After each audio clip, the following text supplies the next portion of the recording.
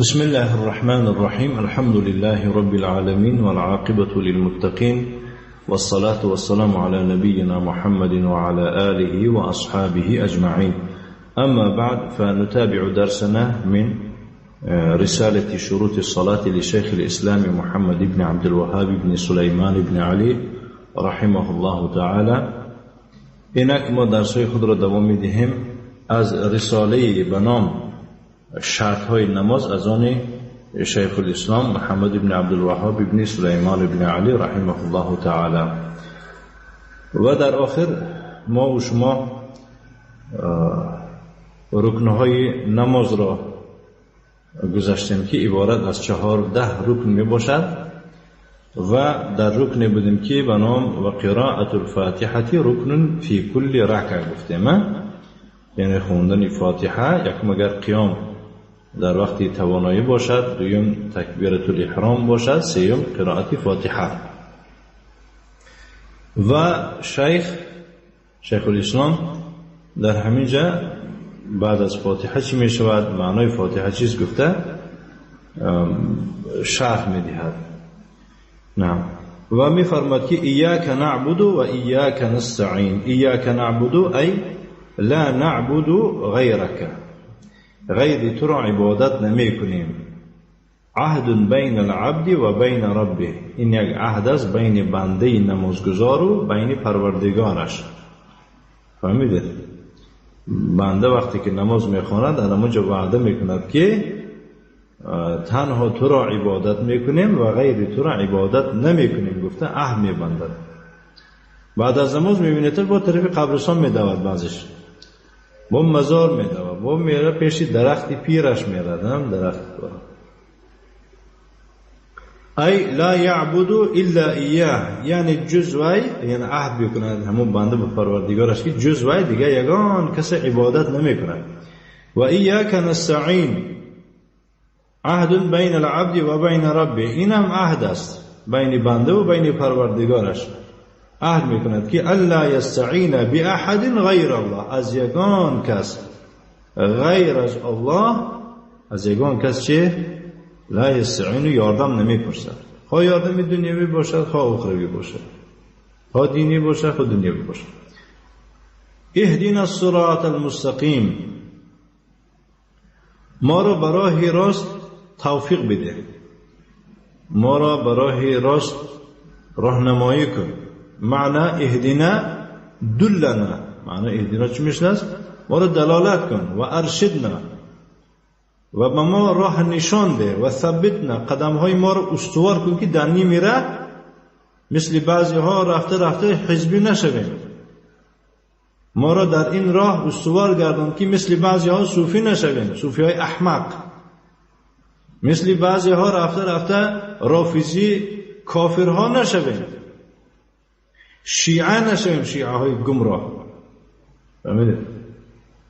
همین هر باره که ما و شما نماز بخونیم من همین کسی را دعاش قبوله انشاءالله در همین عقیده اهل سنت و جماعت میمونه. کسی که نمازش هوایی که در زبانش و در قلبش نیست، با میبینیدش که امروز شیعه های پگه حزبی های پگه دیگه و یک کریشنه های یهود است نصرانی است شدن میگره کلام تحریر است.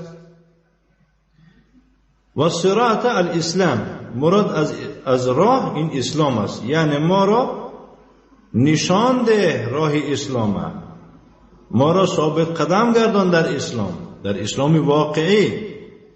و قیل الرسول، گفتن که این جنده راه مراد از پیغمبر است. و قیل القرآن، گفتن که مراد قرآن است. والکل حق، همش راست. والمستقیم، مراد از راه راست الذي لا عوج فيه، راهی که یگان کجی ندارد. یعنی این راه هست که در این راه رفتگی کس بیرخ شدگی نیست. فهمیدید؟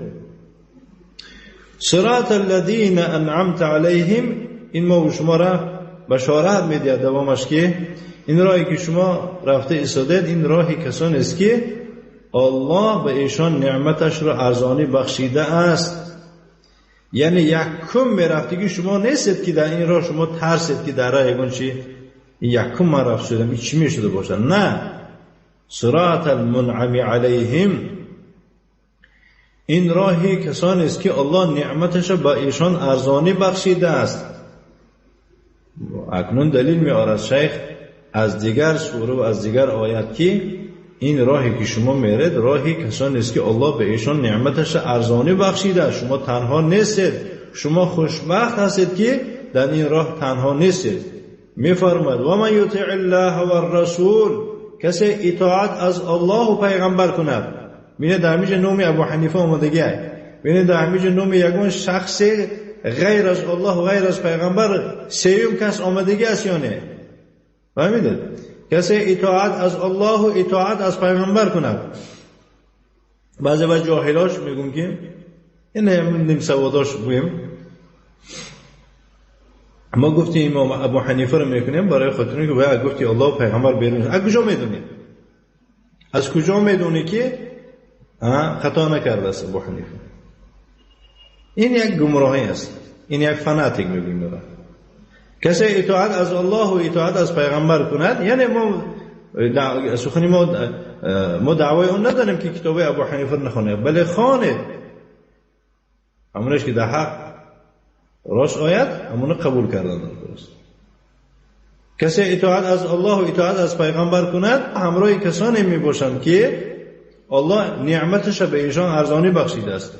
من بیان مینه مثلا کیا ها من النبیین از پیغمبران و صدیقین و صدیقا راستگویان و شهدا شهیدها و صالحین آدمای شایسته و حسن اولئک رفیقا، چی خوب است که اینها رفیقان شما.